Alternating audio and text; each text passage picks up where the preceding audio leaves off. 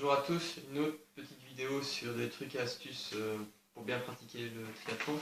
Alors aujourd'hui la ceinture porte-dossard. Donc ça c'est vraiment un outil presque indispensable pour la pratique du triathlon. Donc votre dossard il va vous être fourni par l'organisation. Quand vous allez arriver sur la course, vous allez aller chercher votre sac avec votre numéro de dossard, il y aura les papiers, le dossard en question, ou un petit cadeau, enfin, bref. Donc le dossard qui est obligatoire pour la partie vélo et la partie course à pied. Alors à savoir que pour la partie vélo, il doit être porté à l'arrière, et que pour la partie course à pied, il doit être porté à l'avant. Donc ça c'est très important, sinon les arbitres vont vous rappeler à l'ordre. Donc c'est pour ça que la ceinture porte-dossard c'est intéressant, parce que c'est facile de la tourner sur votre hanche. Il faut savoir aussi qu'on ne peut plus maintenant nager avec les dossards. Donc le dossard, on le met à la transition après la natation. Donc vous pouvez très bien fixer votre dossard dans le dos sur un vrai maillot de vélo, si vous souhaitez rouler avec un vrai maillot de vélo, et le fixer sur l'avant sur un vrai maillot de course à pied, si vous souhaitez courir avec un vrai maillot de course à pied. Ça, il n'y a pas de souci, c'est comme vous voulez. Mais si vous optez pour la ceinture porte-dossard, donc il faut fixer le dossard sur cette ceinture. Alors moi j'utilise des épingles à nourrice, parce que je trouve ça plus sympa, plus pratique. Généralement il faut 3 attaches. En général c'est bien précisé par les arbitres, ça doit être attaché en 3 points. Donc si vous prenez des épingles à nourrice, veuillez toujours en avoir quelques-unes. Parce que parfois elles s'égarent, soit en fonction des courses, tout ça vous en perdez, donc soyez jamais à court d'épingles à nourrice.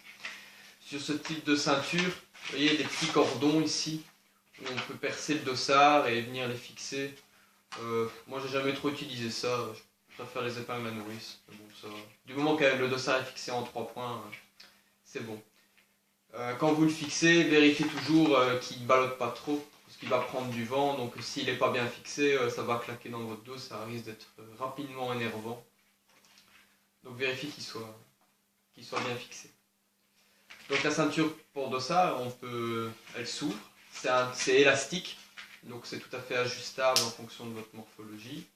Aussi pensez à bien l'ajuster quand vous l'achetez, vous mettez votre trifonction ou le maillot que vous allez mettre pour la partie vélo, la partie course à pied, et vous ajustez la ceinture pour pas qu'elle glisse sur vos fesses, parce que souvent en course à pied, si elle est détendue, elle a tendance à glisser, elle se retrouve sur vos fesses et tout ça. Vous passez votre temps à la remonter, à la tourner, c'est vraiment, ça devient vite énervant aussi.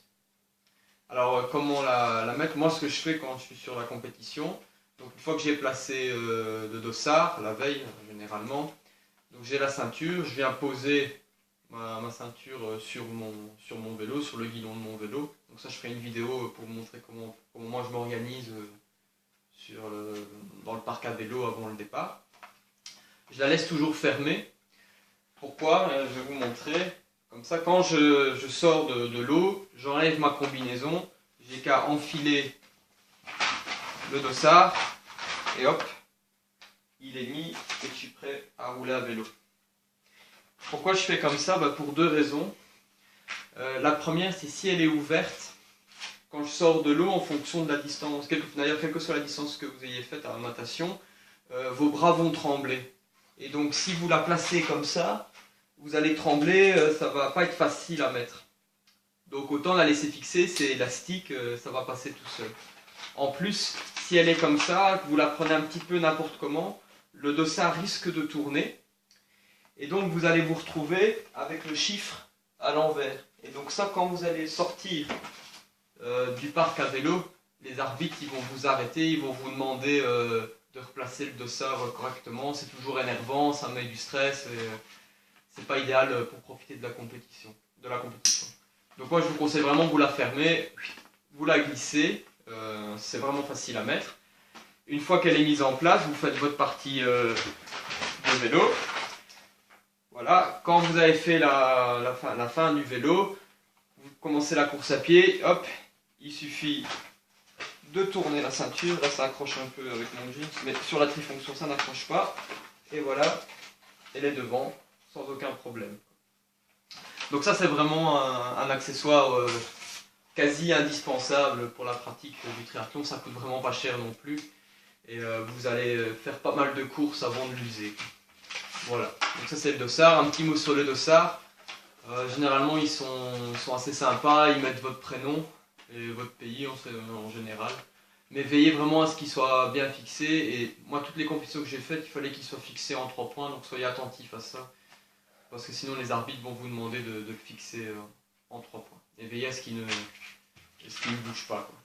Percez bien loin le papier au cas où il se déchirerait pour pas qu'un point saute sur votre dossard. Voilà, ça c'est la ceinture dossard. Alors un autre petit accessoire que moi j'aime vraiment bien, c'est la sacoche pour le vélo. Donc c'est une sacoche en fait qu'on vient fixer sur le cadre juste derrière la potence. Donc celle-là elle a une forme un petit peu plus aéro. J'utilise sur mon vélo de chrono mais aussi sur mon vélo classique.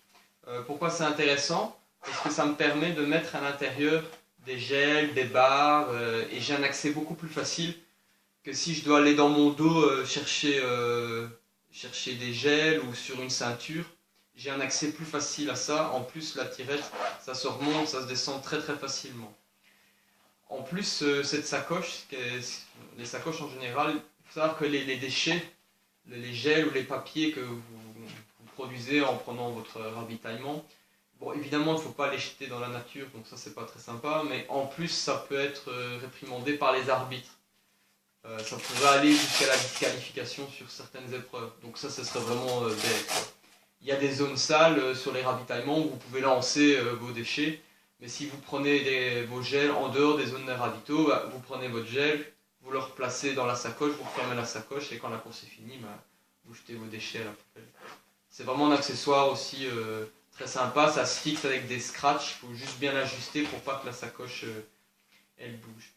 Il existe des modèles avec un velcro qui s'ouvre comme ça sur le côté. J'en ai une, mais je ne sais plus où je l'ai mise. Mais je préfère la tirette parce que le velcro, quand vous l'ouvrez, s'il y a du vent contraire, il va se refermer. Vous n'allez pas arrêter de l'ouvrir, le fermer, ça va vite devenir énervant. Une tirette, c'est beaucoup plus simple. Et voilà. C'est facile à laver. Si vos gels y coulent à l'intérieur, que ça devient tout collant, vous passez de l'eau, vous nettoyez un peu et ça sèche rapidement. Voilà. Donc ça c'est vraiment un petit accessoire sympa. Évidemment sur les courtes distances, tout ça, bon ça n'a pas beaucoup d'intérêt d'avoir ça, mais sur une longue distance, c'est vraiment bien. Ça permet vraiment de mettre votre ravitaillement perso que vous connaissez si vous ne souhaitez pas, comme moi, prendre les ravitaux des organisations. Voilà, j'espère que cette vidéo vous a plu. À bientôt pour d'autres trucs et astuces sur le triathlon. Ciao.